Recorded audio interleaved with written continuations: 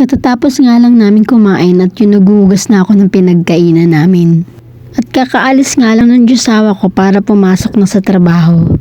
At yun na nga, bisibisihan na naman si Inday sa mga gawaing bahay. Ito nga pala ang munting kusina namin. Liit lang naman siya kaya hindi siya mahirap linisin.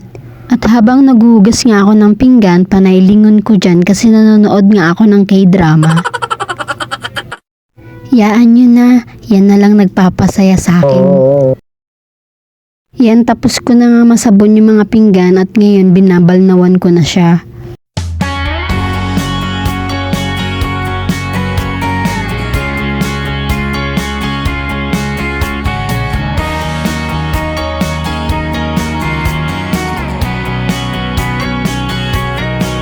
Well, hey girl, I've been trying all night to catch your eyes.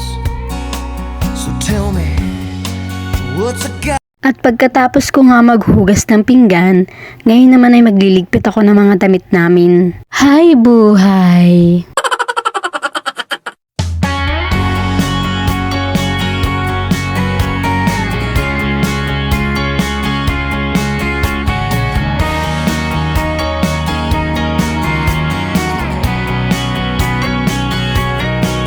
Well, hey girl, I've been trying all night to catch your eyes.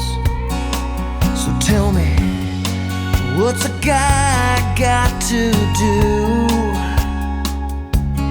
'Cause I can tell by the way you move, pretty lady. Yan, tapos na ako magligpit. Thank you for watching. Can